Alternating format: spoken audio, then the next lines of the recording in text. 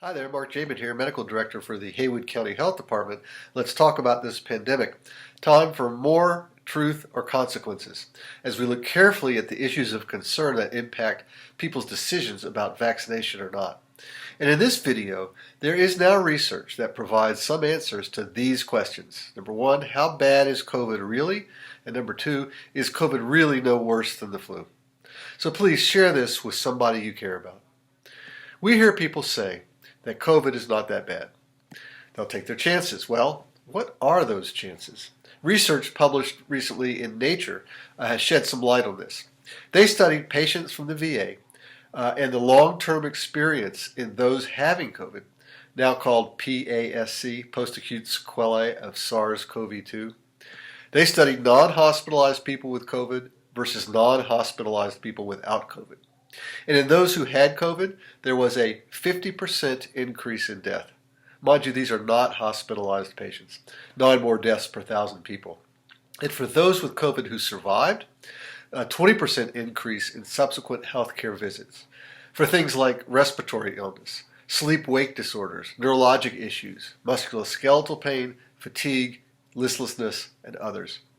They also looked at other seemingly unassociated conditions in post-COVID patients, things like coronary artery disease, arrhythmia, kidney injury, chronic kidney disease, memory problems, all more likely in those having had COVID versus those not having had COVID.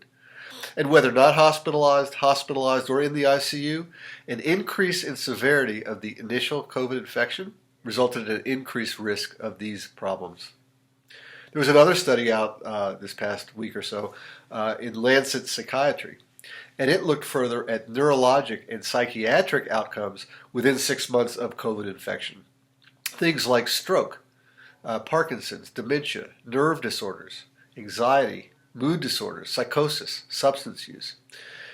And in their study, they found that 33%, one-third of those with COVID, had one or more of these within 6 months of their infection. And for 13%, this was the first time they had had one of these issues. The conclusion being, for anyone having had COVID, there is a higher risk of death, and if surviving the initial infection, more likely to have serious long-term complications and not just respiratory problems. Another thing we hear people saying is that COVID is no worse than the flu. And in the study in Nature, they actually compared hospitalized people with COVID against hospitalized people with the flu, and found that there was an increased risk of death, 33 more deaths per 1,000 in those with COVID versus those with flu, and an increase in the need for outpatient care, 1.5 more visits every 30 days. The Lancet study also compared people with COVID versus people with flu or any respiratory illness. There was a 45% greater risk of any of these neurologic or psychiatric illnesses, and an 80% chance of having one of these for the first time. In addition, regardless of how ill the person was with flu, the risk was far greater to the person who had COVID. The conclusion has to be COVID is worse than the flu. So the clear takeaway must be this. It's bad if you get COVID. You might get away with nothing, but the risk of dying is much greater. The risk of long-term illness is much greater. And the risk you give it to someone who does have one of these bad outcomes is much greater. Have you had the flu? COVID is far worse. No longer just speculation. These are the facts. And consider this. Dying and these bad outcomes with COVID are largely preventable. Again, the choice is yours. But the question that you must ask yourself is this. What gives you the best chance to live the life you want? What odds do you like?